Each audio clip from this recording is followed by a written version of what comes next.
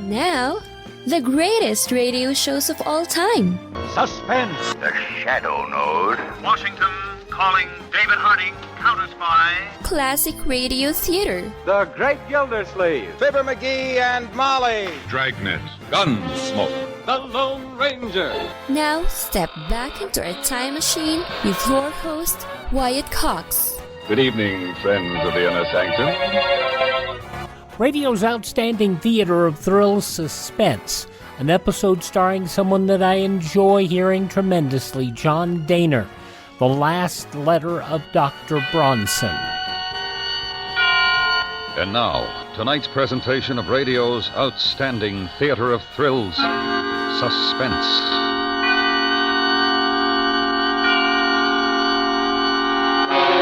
Tonight, the story of a man who sets out to prove that he cannot be murdered, only to find there was a slight error in his calculations. So now, starring John Dehner, here is tonight's suspense play, The Last Letter of Dr. Bronson.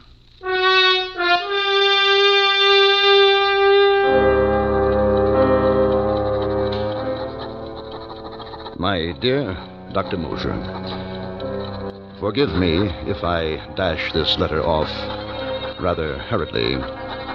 There are but a very few minutes remaining for me. The few minutes between now and midnight. You have always protested my fascination with the subject of death. It irked you to hear me discuss the latest electrocution or hanging. You alone, Mosier, will know how this fascination has led me to this terrible moment. I should like you to have all the facts. First of all, let me recall a conversation which we held here in my study a little over a year ago. Death and murder. There you go again, Bronson. Really, you're unhealthy. No. Now, wait, Mosier. I've been studying the question for some time, and I have concluded that there are 5 basic checks which serve to restrain man from murdering his fellow man. An interesting theory. No, it's more than a theory. I can and I intend to prove it. Oh, come on now, Bronson. I shall select 5 men, each of whom I shall supply with a motive to commit a murder. Greed, revenge, jealousy, whatever. I shall encourage each man to kill, and then restrain him from the act by means of the particular check which I'm testing. You forget, of course, that a murderer requires a partner in crime, the victim, the man to be killed. Well, I shall supply one. You will ask this victim to face 5 men, each standing to derive satisfaction or profit from murdering him? Correct. And his only chance of survival being the validity of your theory of check? Yes.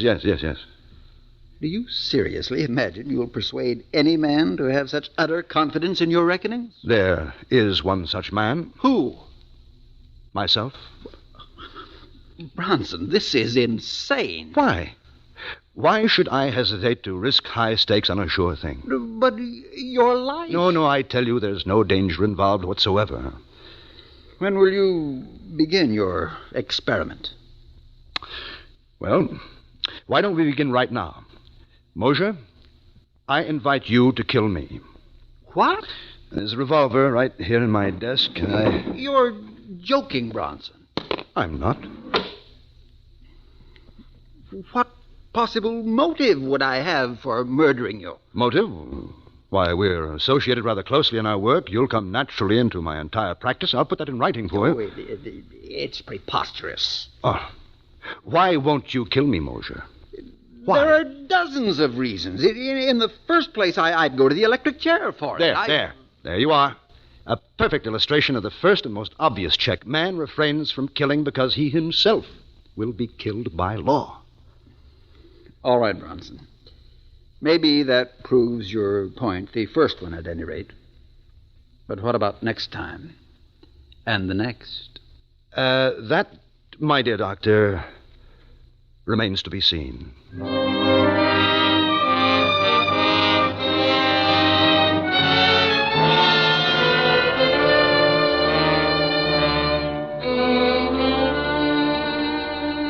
And so, my dear doctor, you yourself illustrated the first of my 5 positive checks which restrain man from murder. Fear of the law. Now, that was more than a year ago. The remaining checks have not been so simple. I had to locate my 4 subjects. I had to cultivate the friendship of each so that when the time should come to confront him with my proposition, I would be certain of how he would act. Now, the first of my 4 potential murderers was a clerk named Tutton. We frequently went to church together on Sunday evenings at St. Stephen's, right around the corner of my apartment. And one Sunday evening after the service, I asked him up to my apartment, and as we walked along, we talked. You know, Dr. Bronson, I was talking about you to my wife the other day before they took her to the hospital. Oh? I was saying what a great comfort it was to be with you these Sunday nights. Oh, now, come, Mr. Tutton, you embarrass me. Oh, no, I mean it. In the world today, too many people seem to feel that they no longer need their God.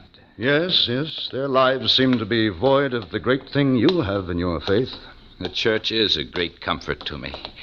And I do need something to cling to in times like these.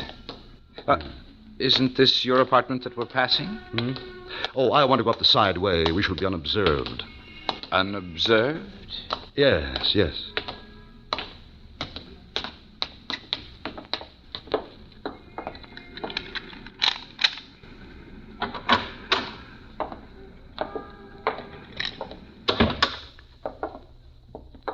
Won't you step into the study, please? Yes. Now, if you will take this chair opposite my desk. Thank you. Good. Now, Tutton, you could make rather good use of $5,000, now couldn't you? I beg your pardon? No, I'm quite sincere. You know what even $100 would mean to me with my wife in the hospital. Exactly. And so, here in this desk, I have this little package containing $5,000. Now, it's yours, if you will do me one service. What could I do for you that would be worth all that money? Well, let me explain. My doctor called on me yesterday, and he told me... Well, to be quite frank with you, Tutton, he said that I was slowly going mad. No, that couldn't be. No, I'm quite all right at present, but it's only a matter of time, and I'd rather not have to face it. And so if you will take these rubber gloves. Well, I don't understand. Put them on, please. But why? Now, as soon as you have them on, I shall hand you this small bottle. It contains cyanide of potassium, one of the deadliest poisons known to man. Now, I hold it firmly, thus, and clearly impress my fingertips on it. Finally... Here on the desk, I'm leaving this note explaining that I have committed suicide. Suicide? Now, when the bottle is in your hand, I want you to remove the stopper and empty the contents upon my outstretched tongue. Thus, you see. I will be dead within a few seconds, then you may leave by the same way we came in. You will be quite unnoticed and with $5,000 in your pocket. What do you say? Well, you can't take the matter of life and death into your own hands. Precisely. That's why I'm asking you to do this for me. Well, I'm very sorry. I can't oblige you. Well, now, if it's the law you fear... No, it's not that. You seem to have arranged that perfectly. Then, what is it? If you don't understand why I can't do this monstrous thing, I suggest you look up the 6th commandment. Good night.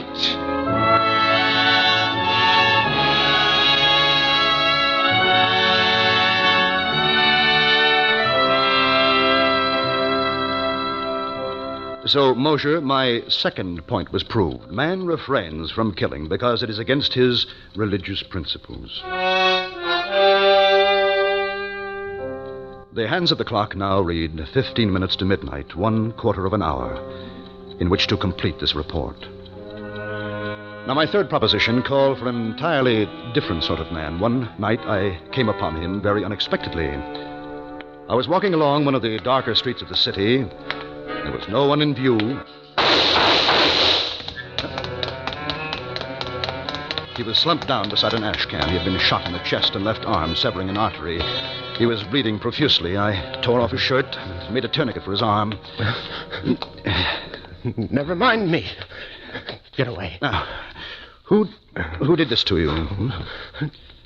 What difference does it make? You're going to a hospital. No. They'll call the cops. All right. There. Now, come on. I'll help you to your feet. Up. Come now. No, I ain't going. I'm a doctor, man. You'll die if you're not treated quickly. I ain't going, I tell you. They'll call the cops. I don't want no cops. His name was Matt Doyle, a small-time hoodlum. I visited Doyle in the hospital almost every day. Several months later, I was ready to put him to the test. I found Doyle in one of his hangouts and brought him to my apartment, and for the third time, I carefully explained my proposition. So, that's the angle. Now, here are the gloves. Here is the suicide note, and here is a .45 caliber automatic. You're familiar with this type of weapon, I take it? Familiar. Yeah. Is this on the level? Absolutely. And this water door is mine if I kill you? That's right. Nobody know I done it? No one. Yeah. These gloves, they're kind of small for me. That's all right. They'll do. Yeah. You want me to put on the other one? It's safer, yes. Yeah. I guess it is. Now, I want you to understand exactly what you're doing, Doyle. Without any justifiable cause, merely for the sake of money, you are going to murder me. Now, you understand that? Yeah. You've been hired to do this before. Well, yeah. But you've never killed a friend, have you? Yeah. Yeah, I have. Well, anyway, they was my pals until they got in the boss's way, but, well, when the boss would say, see to him, Matt, so then there was just another job to me. Whatever the boss said was always right, you see? But you, well, I don't know. No, I can't do it. But I thought you said that you... No, here, you take the gloves. Well, are you afraid of the law? No. What's the matter, then? It's... Well, the boss always told me what to do, you see? And then afterwards, he'd always come around and slap me on the back, and he'd say, good boy, Matt. But if I took care of you, well, you couldn't come around later to tell me that I'd done a good job. And you see, well, that's important to me. Yes, but look, No, Doyle, no, I'm sorry, Doc. Oh, but if there's somebody else that you want me to take care of... No, there's no one. Thank you just the same.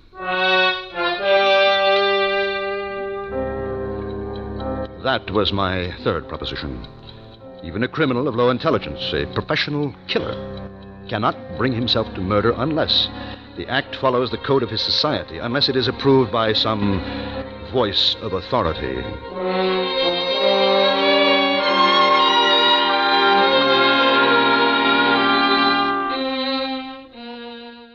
November 4th, 1954, Suspense on Classic Radio Theater with Wyatt Cox. Now on Classic Radio Theater with Wyatt Cox, more of Suspense, The Last Letter of Dr. Bronson, starring John Dehner, November 4th, 1954. My next subject was altogether different in temperament. I first encountered Judith Ainsley about 5 years ago when I operated on Barrett Sheffield, the actor. You will recall that Sheffield was brought to the hospital with a lung abscess. As I prepared to do the rib resection, I noticed that the nurse standing beside me was greatly agitated. Retractors, Doctor. Thanks. Doctor, do you think this is advisable? What? His dyspnea is more pronounced. Listen.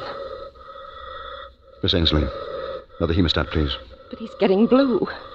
Doctor, do you think you really should? He's cyanotic. Miss Ainsley. I'm sorry, Doctor, but if... Doctor. Caffeine, quickly, please. Quickly.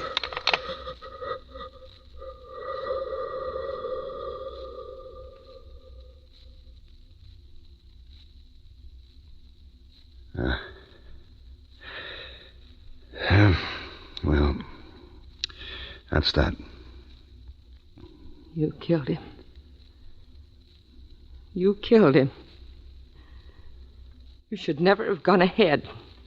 You know that. I warned you. What is the matter with you, Ainsley? Have you never seen a pulmonary before? Yes, I have. Well? We were going to be married next week.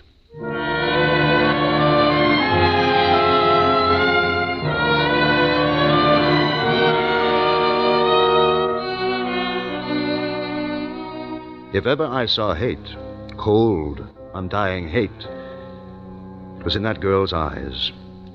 I had made the most implacable enemy of my life. A few months ago, I inquired about Miss Ainsley and learned that she had done 4 years of medical and was now interning in the hope of picking up a residency. I went down to the hospital and sat in the doctor's lounge and waited for her. I found it very interesting. Presently, she came in with another intern. I stood up, walked towards her. Oh, I would say about 3 months ago. Miss Ainsley, Huh? could I speak with you, please? Excuse me. Of course, Doctor. Dr. Ainsley, if you please. The doctor. I have a little proposition to make to you, but first of all, there are 2 facts I'd like to be sure of. A, you are unable to set up your own practice because you don't have the money to get started now. Is that right? Perhaps. Fact B, you still hate me and feel a strong desire to be revenged for the wrong which you consider I have done you?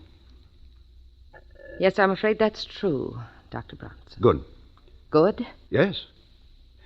You see, I want to pay someone to murder me. So, once again, I carefully and painstakingly set forth my simple conditions. I'm not sure that you're entirely sane, Doctor. But go on, you interest me. You see, it's my heart. I've had considerable damage. Coronary occlusion. Had to spend 6 weeks on my back.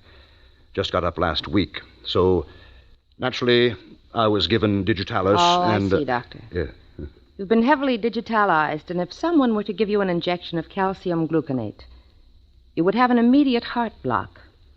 Dead within a few minutes. Exactly. A simple error of judgment. Unavoidable. $5,000. My own practice. And I will say that I'm feeling badly again. A recurrence of my pericardial pains. I will go back to bed and ask that you be assigned to care for me, and the rest is simple. No one would ever expect you to know that I had been digitalized. Still, if I were on my toes, I would naturally go over your case history before giving medication of any kind. Well, yes, I suppose that's true. Professional people might think you had been a little lax. Doctor, I want to thank you. You've done me a great service. You mean you'll do it? You've reminded me that nothing, no money, no revenge, nothing, can be worth the slightest shadow of suspicion in a doctor's career. They'll never say that I lost a patient because of an error in judgment. You see, I once knew a doctor who did.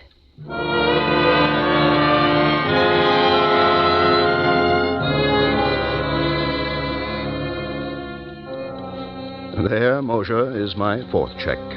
Man, or in this case, woman, refrains from killing because of the fear of loss of reputation.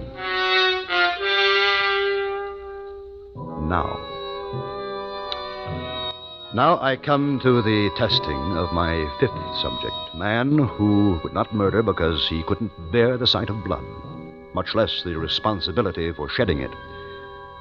Ledern was my man, and I found him shortly after my search began. On that day, I saw him turn a ghastly white as a fast-moving car ran over a small dog which had run into the street. Ledern clutched at his throat and fell in a dead faint. Now, I, of course, made it my business to become acquainted with him. I hadn't seen him for more than 4 months until tonight. As he took his place at my desk, I noticed he's changed. He's thinner. His dark eyes seem blacker than ever. And so now, for the 5th and last time, I explain the necessary details. Uh-huh. So it will look like suicide. Yeah, that's right. Now, here is the knife and the suicide note. You've arranged everything? Everything. No one knows I'm here? No one. You want me to kill you now? Yes. Why do you want to die? My doctor says that I am going insane. That's strange. About going mad? About him saying you're going mad. Oh, yes. It was a shock. I don't mean that. What do you mean? That's the same thing they told me. They what? They told me over a year ago that I was going mad. The sight of blood no longer troubles you? No. Then there is no check. What check? I mean, there's a... No, nothing. Well, might as well get this over with. Nice gloves you've got here. Nice and smooth on my hand. Well, it looks like Dr. Bronson has kind of found an exception to his rule, wouldn't you say?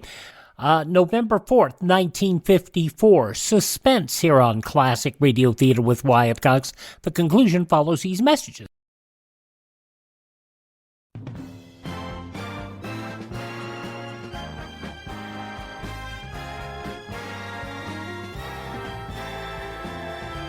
Now on Classic Radio Theater with Wyatt Cox, the conclusion of Suspense, the last letter of Dr. Bronson, starring John Dehner, on November 4th, 1954.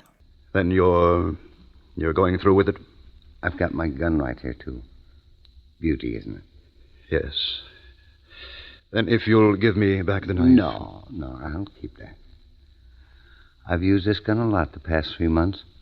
Killed about 50 dogs. You've done what? It's very interesting. I do it after midnight. It's fun watching the dogs. You have to know just where to hit them. Kills them instantly. Yes, but the noise... I have a silencer. I don't like to wake people up when I kill their dogs. Now, look here, Laterne. This has gone far enough. I was only joking. No, you weren't. Now, listen to me. I was only joking. Shall I do it now? No, wait. You want it through the heart, don't you? Not yet. Can't you wait? Just a little while. What for? There's no use you're trying anything. I'd kill you quick. Yes, I suppose you would. Look, I have been conducting a little experiment. I would like to write an account of it before I go. What sort of an experiment? I don't think you'd understand. Okay. I'll wait till midnight. Then I gotta go. There's a German police dog, a big ugly brute. But I'll wait. Thanks. The clock says 10 minutes past 11. Yeah. You got 50 minutes. I'll wait by the window.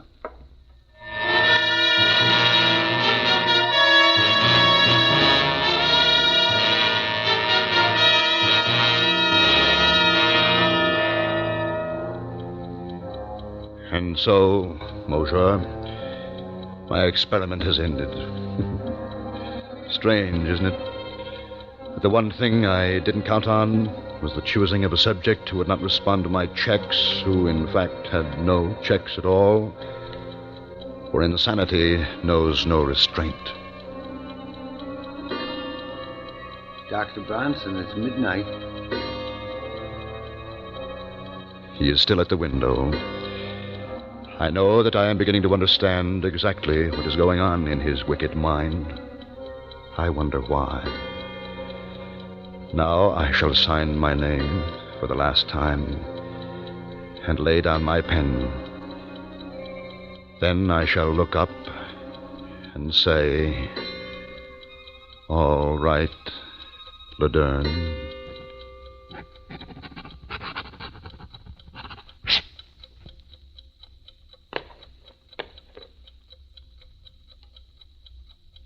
All right, Laderne.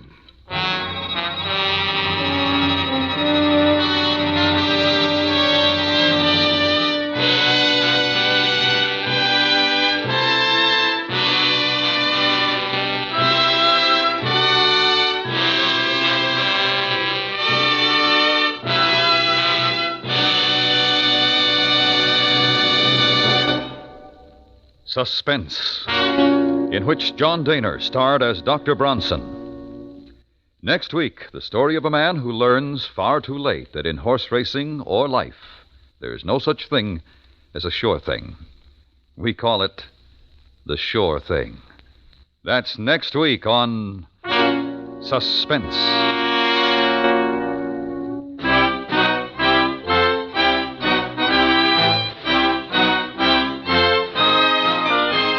Suspense is produced and directed by Norman MacDonald, with music composed by Lucian Morowick and conducted by Lud Gluskin. The Last Letter of Dr. Bronson was specially written for Suspense by Leonard St. Clair, from a story by Richard Crakey. Featured in the cast were Parley Bear, Howard Culver, Paul Richards, Virginia Gregg, and James Nusser. November 4th, 1954, Suspense on Classic Radio Theater with Wyatt Cox.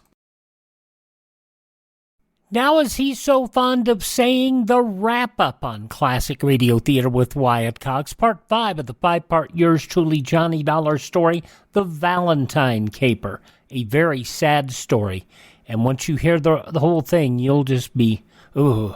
It was originally broadcast November 4th, 1955. From Hollywood, it's time now for... Johnny Dollar. Hey, what are you doing at the Valentine house? Get a car out here quick, Inspector. Terry Valentine's just been shot. Two guys showed up. Slow down. When did all this happen? A few seconds ago. Ambulance? No good, DeBaca. She died in my arms. Oh. Well, do you think they're still around there? They must be. I'm going looking. Now, wait a minute. This is a police matter. You stay put. I'll have a car then 5 minutes and you can... Johnny, I heard that. Your gun. Now, look, you're all wound up. Don't do anything.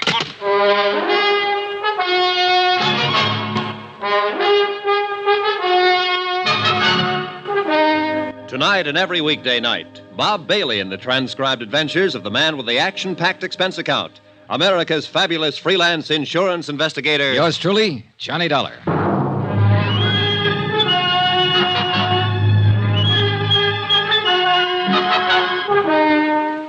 Expense account submitted by Special Investigator Johnny Dollar to the New Britain Mutual Insurance Company, Hartford, Connecticut. The following is an accounting of further expenditures during my investigation of the Valentine matter. Dan Valentine, ex-gangster, and, of course, your policyholder. But then his wife was killed, too. Then his lawyer. Then his daughter. The girl that I... 30 seconds after Terry Valentine died in my arms, I was stumbling down the gravel path that led from her house to the road. It had all happened so suddenly, I can't say that what I did from there on or what I felt was entirely rational. All I know is I hadn't heard a car leave the area, which meant the two killers were still somewhere nearby. Then, in the dim light, I saw the car. A man was climbing into it. Hey, stop! Stop or I'll shoot! Stop!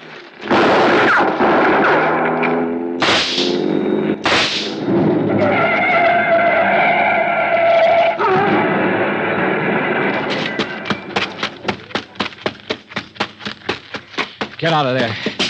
Get out of there and get your hands up. I'm a hit. I'm afraid to move. Come on, get out. Come on. I'm coming. You two, come on. It's no use on him, mister. He used up. You got him real good. Ooh. I need a doctor. Help me get to a doctor. Stop right there. Doctor. Stand still. You pretty tough fella. What's your name? Sisto. Sisto what? It's good enough for you. I need a doctor, bad.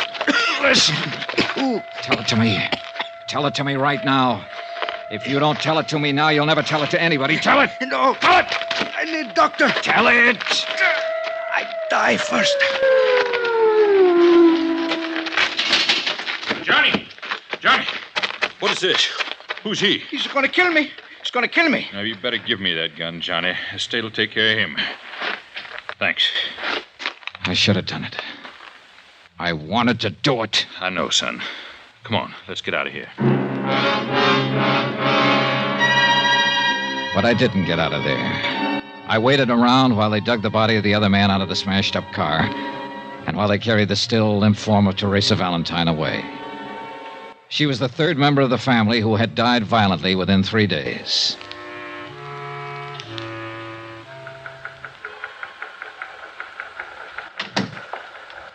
I'm sorry about it, Donna. Inspector, I was hoping I might have been wrong. That she wasn't dead. Oh, you weren't wrong. Which one shot her? Huh? The dead one? Or the one we still got in the hospital? Oh, I don't know. Both of them, I guess. You don't feel like talking to it. I'm just trying to pin it down. Well, what about him? Can't get much out of him so far. He's in pretty bad shape. Let me ask him some questions, Inspector. I'm no police officer. I don't have to obey any rules. Now, take it easy, kid. You were about to do that once, and we'd be holding you for murder if you'd gone ahead. I know how you feel about Teresa Valentine. Has he said anything at all? Nothing. We found papers on him and the other one that makes them brothers, Sisto and Darby Chianti, from New York. So far, there doesn't seem to be any connection with the Valentines. But people like Valentine make a lot of enemies. But that girl doesn't figure. Yeah. I know you talked to her a lot these last couple of days, Johnny. What'd you say? Oh, nothing that had anything to do with this. You know yourself, she didn't even know her name was Valentine until her father got shot at. Yeah, that could have been an act. And you could have been 20 feet tall. Just trying. Try with that punk you got upstairs in the hospital. We will, Johnny. We will. Just... Pardon me.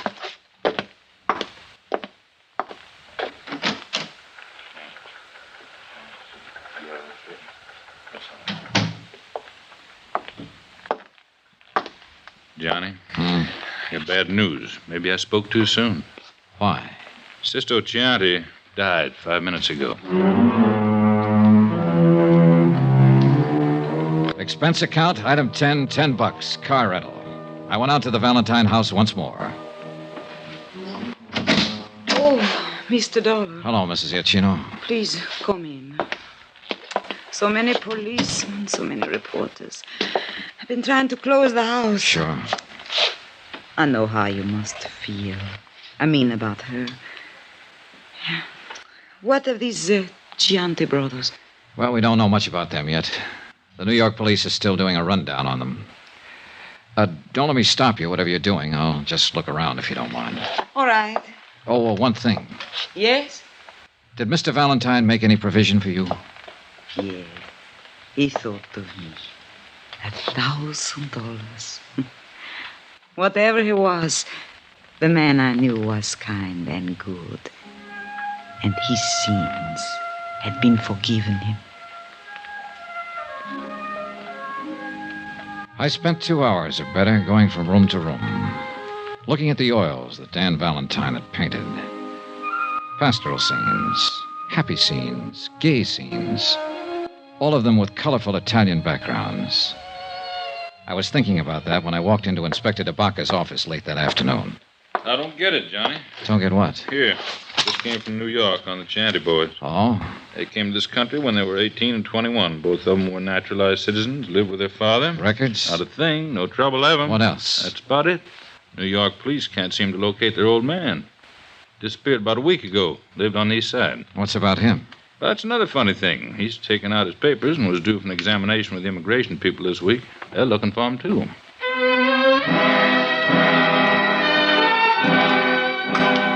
We went out and had dinner together and talked about the case. It had been a strange one. The deaths were useless, the motives unknown. I parted company with Inspector DeBacca and went back to my hotel to trouble it out with sleep. About 11 o'clock, I had a phone call. Johnny Dollar. This is DeBacca. Old man Chianti just showed up at our city morgue and wants to take his 2 sons back to New York for burial. 20 minutes later, I was standing in the coroner's office while Inspector DeBacca led a small, wizened old man into the room and sat him down on one of the chairs. Mr. Chianti, it's Mr. Dollar. How do you do? Mr. Chianti? I read about you. You killed my boys. Is it so? Yes. They'd killed 4 other people. I know. But... Why did they kill the Valentine family, Mr. Chianti? Why did they kill Conrad Webster, the lawyer? Do you know why? I know. Then tell me. They're all dead now. I'm still alive, Mr. Dollar. He refused to talk about his sons or any of their activities. DeBacca held him to answer to the immigration officials. He remained in his cell, silent and noncommittal to all visitors, including the chaplain. I appeared before the coroner's jury the following morning and was cleared of any charges. Pietro Chianti still had said nothing. And he looked at me as though he was going to keep on saying nothing. Mr. Chianti? I see you, Mr. Dollar. More questions? Dan Valentine's wife was your daughter, wasn't she? Wasn't she? All right, you don't have to admit it. I have a copy of the marriage license right here. It came from New York this morning. She was my daughter. Is that all you have to say now? I no talk. Then I will, Mr. Chunty. Because your daughter, Mrs. Valentine, had a daughter herself, Teresa.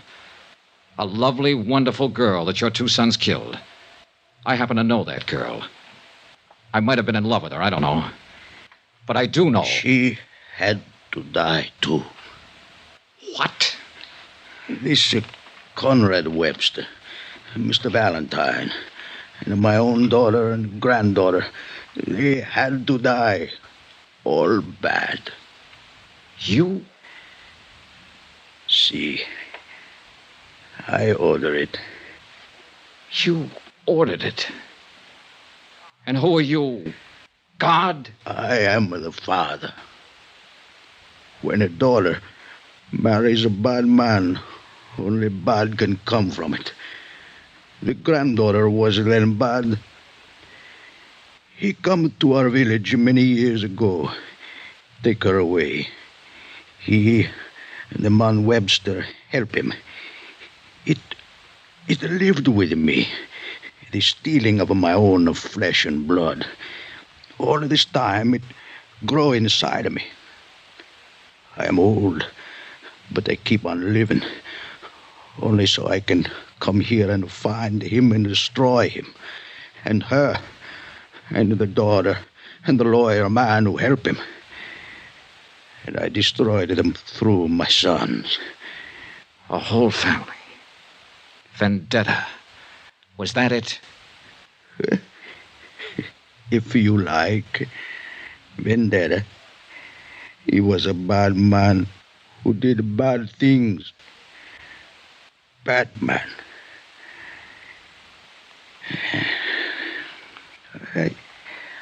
I smoke now. You have a cigarro, eh? The disposition of old Pietro Chianti is up to the Immigration Department. I didn't stay around New Orleans to learn the results of all the extensive examinations that would have to be completed to test his sanity. I'd had enough of the town. Expense account, item 11, $140.20, hotel and board. Item 12, $28, car rental miscellaneous. That includes flowers to the Valentine family. Item 13, same as item 1, $175. Transportation back home. Expense account total, $1,290.38. Remarks? Whenever I close my eyes, I can see a lovely girl standing at the bottom of a long, curving stairway, smiling, because I'm in the room. That's all. Yours truly, Johnny Dollar.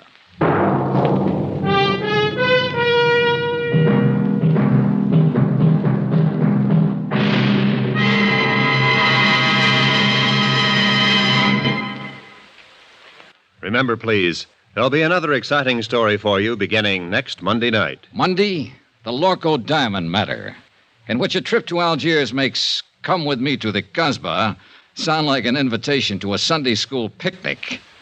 Join us, won't you? Yours truly, Johnny Dollar.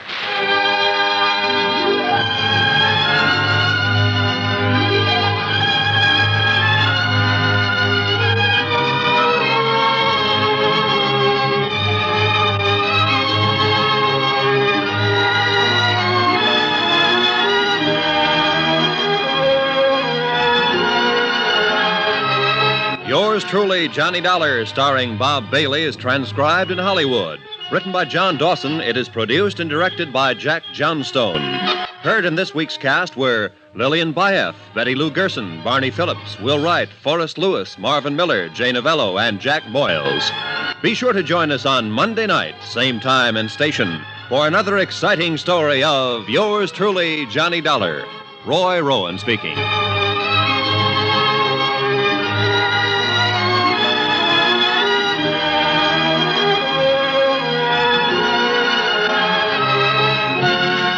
November 4th, 1955, yours truly, Johnny Dollar, here on Classic Radio Theater with Wyatt Cox.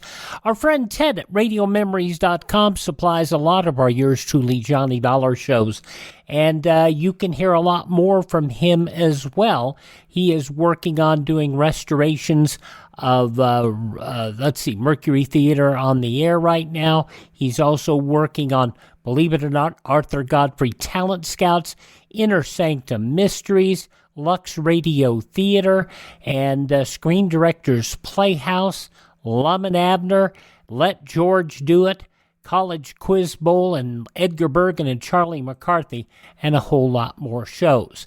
Learn more by stopping by and checking out Ted's website, RadioMemories.com. That's RadioMemories.com. He supplies shows at a very reasonable cost on cassette, CD, or flash drive for your computer. RadioMemories.com. Visit my webpage, classicradio.stream, to learn about building a classic radio collection of your own. You can hear all of our shows on demand. Got a list of places that you can download the shows via podcast. Also, you can contact me. You can find our social media links.